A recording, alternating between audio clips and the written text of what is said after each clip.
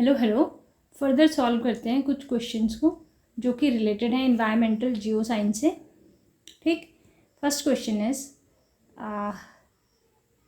You have to simply match the mechanism to the particle size. ठीक, ये कह रहा है suspension we have the mechanism, next is saltation and next is traction. अब इन तीनों से रिलेटेड कौन सा पार्टिकल साइज इससे फिट होता है या मैच होता है? क्ले, सैंड और ग्रेबल पेबल्स। ठीक, तो इसका करेक्ट ऑर्डर यही है सस्पेंशन, यानी ये जो ऑप्शन ए है ये फर्स्ट नंबर से ऐड होगा। सॉल्टेशन मैच करता है सैंड के प्रैक्टिकल साइज से यानी 2, and distraction matches with the size of pebbles. तो करेक्ट आंसर इसका हो गया, ये तीनों सही है। ठीक है, मतलब सेम ऑर्डर में आने चाहिए। यानी सस्पेंशन जो होता है that carries fine particles, saltation hops sand, and traction जो होता है इट रोल्स पेबल्स। ठीक, तो ये सही ऑर्डर में थे। Next question is according to the Stokes law of small spherical particles terminal velocity. तो इस केस में अकॉर्डिंग टू स्टोक्स लॉज जो टर्मिनल वेलोसिटीज़ होती है v, ये हमेशा प्रोपोर्शनल होती है d² के, where d is your diameter of a particle. यानी इसको आप कह सकते हो it is a particle diameter. ठीक, तो correct answer is option number B. Next question is Stokes laws is valid when particle Reynolds number is less than 1. What particle RE threshold is often cited? ठीक, तो Stokes के laws में, ठीक है, इसका जो करेक्ट आंसर होगा it will be RE should be less than 1। ये क्या कह रहा है कि जो स्टोक्स रिजीम रिक्वायर्स होता है it requires laminar viscous flow around the small particles. इसका सिंपली मीनिंग हो गया कि RV will below 1, it will ensure validity. That is why we are citing this one as a answer. ठीक, next question is which is the an example of biological weathering. ठीक है, weathering एक simple सा concept है जिसके according मतलब changes होते रहते हैं, या जिसके अकॉर्डिंग सिंपली कहो जिसके अकॉर्डिंग सॉइल का फॉर्मेशन हो रहा है। ठीक, इसका ऑप्शन है frost weathering, wedging, thermal expansion, chelation of metal ion by organic acid from roots, and last one is salt का क्रिस्टलाइजेशन।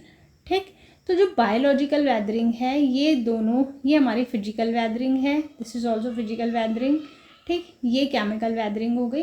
तो जो बायोलॉजिकल वेदरिंग है ना, इसका जो करेक्ट आंसर होगा वो होगा ऑप्शन नंबर सी। ठीक, ये क्या कह रहा है, roots and microbes release organic acid. जो रूट्स होती हैं या माइक्रोब्स होती हैं वो रिलीज करती हैं ऑर्गेनिक एसिड्स को।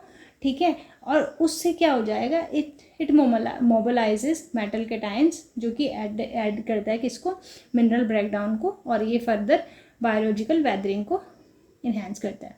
ठीक, next question is iron bearing minerals weather fast in humid climate because. ये कह रहा है कि ऐसे मिनरल्स जिसमें आयरन होता है वो जल्दी ह्यूमिड क्लाइमेट में जल्दी से वेदर क्यों होता है।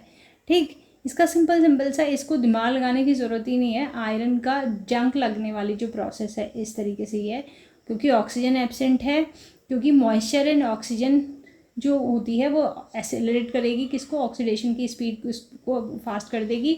लो टेम्परेचर होगा तो it will inhibit reactions, and last one is acid rain neutralize oxidation. नहीं, एक्चुअल में क्या होता है, जब मॉइस्चर बढ़ता है या ऑक्सीजन बढ़ रही है तो ये सिंपली ये ऑक्सीडेशन की प्रोसेस को इन्हेंस करता है, जिससे कि हमारी जो ये इसलिए हमारी जो आयरन बेयरिंग मिनरल्स होते हैं वो ह्यूमिड क्लाइमेट्स में जल्दी विदर होते हैं।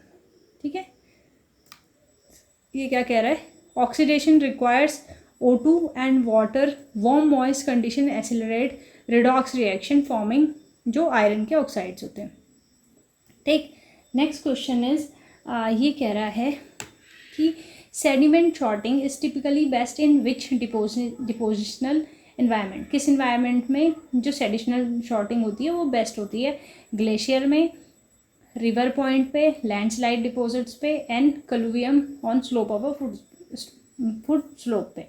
ठीक, तो ऑब्वियसली बात है ग्लेशियर में बहुत से चेंजेस आते हैं, ग्लेशियर का जो मोरेन होता है उसमें बहुत से चेंजेस आते हैं, तो वो बेस्ट शॉर्टिंग नहीं हो सकती। लैंडस्लाइड भी फिक्स नहीं है तो वो भी नहीं हो सकती। Same for slow foot slope पे। तो correct answer will be answer number 2, that is river point bar पे। ठीक, ये क्या कह रहा है, जो रिपीटेड हाइड्रोलिक शॉर्टिंग होती है in a fluvial environment, this concentrate similar grain sizes. ठीक है, एक ही तरह के ग्रेन साइज का उनका कलेक्शन होगा। ठीक है, and whereas glacier and mass face deposits are poorly sorted, वो शॉर्टेड नहीं होते, इसीलिए जो करेक्ट आंसर होगा वो होगा आंसर नंबर बी। ठीक, next question is karst topography primarily result from which weathering process?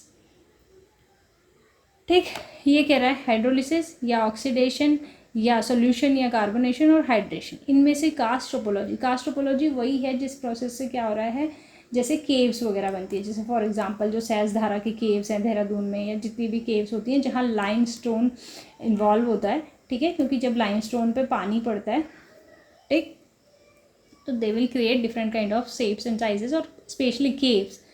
ठीक, तो ये सीधे this is the process of solution या कार्बोनेशन, तो इसका करेक्ट आंसर हो जाएगा ऑप्शन नंबर सी। ठीक, ये क्या कह रहा है, जो CO2 चार्ज वाटर है वो डिजॉल्व करता है लाइमस्टोन या डोलोमाइट को, जो कि प्रोड्यूस क्या कर रहा है, केव्स, सिंक होल्स या अदर कास्ट फीचर्स, तो इसका करेक्ट आंसर हो रहा है ऑप्शन नंबर सी। नेक्स्ट है प्लेजियोक्लेस या CA rich weathering in humid tropics commonly proceed to. ठीक है, ये अभी जो इस टाइप का क्वेश्चन हमने देखा था ये वही है कि जब हमारे पास ह्यूमिड जब बढ़ रही है तो वो क्या बनेगा, दिस वन क्योलाइनाइट टू गिब्साइड या नेटिव कैल्शियम के मेटल्स, या फिर प्राइमरी प्लेजियोक्लेस रिमेन्स अनऑल्टर, मतलब उनमें कोई चेंजेस नहीं हो रहा है। बट इस टाइप की वेदरिंग में it will always do this thing, that is option B will be your correct answer. ठीक है, इसका एक्सप्लेनेशन देख लेते हैं। ठीक, कि जो कैल्शियम रिच फेल्ड्स्पार है ना, हाइड्रोलाइज करता है किसको, क्योलाइनाइट को, और prolong leaching removes silica and bases, और whereas concentrating aluminium as a gibbsite. ठीक, तो answer number B was your correct answer. Next question is in Jenny's equation the symbol R denotes radiation, relief, rainfall and rock hardness। तो actual में जो ये जैनीज equation है ना, ये soil के फैक्टर्स को डिनोट करती है। ठीक, तो इसका जो करेक्ट आंसर होगा that will be relief, whereas the Cl जो है हमारा, ये Cl डिनोट करता है क्लाइमेट को, O स्टैंड्स फॉर ऑर्गेनिज्म, मतलब इसके अकॉर्डिंग क्या कहता है, ये जैनीज इक्वेशन है, ये क्या कहती है कि किसी भी जगह की सॉयल को अगर समझना होगा ना तो इन्हीं फैक्टर्स को के कंट्रीब्यूशन से बनी होगी। ठीक है, कि मतलब उसमें इन सब का ही रोल होगा। आर मीन्स रिलीफ, ठीक, पी उसका पेरेंट मटेरियल हो गया, टी टाइम हो गया। ठीक है, और इसमें हम नॉर्मली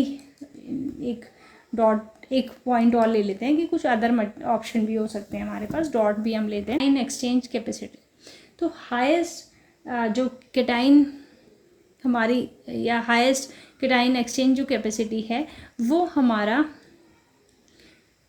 दिस स्मेक्टाइट ये शो करता है। कैसे, देखो पहले समझो ये CEC है क्या, ये क्या है, एक किसी भी सॉयल की कैपेसिटी है एक तरीके से सॉयल को होल्ड करने की या केटाइन को एक्सचेंज करने की। ठीक है, और ये एक तरीके से इट इज़ अ की इंडिकेटर ऑफ सॉयल फर्टिलिटी। अगर CEC हाई है तो इसका मतलब वो लैंड काफ़ी फर्टाइल है। ठीक है, कम है तो मतलब थोड़ा सा उसमें न्यूट्रिशन की वैल्यू कम है। ठीक, तो इसका मतलब answer number C will be your correct answer. ठीक है, that is it, thank you.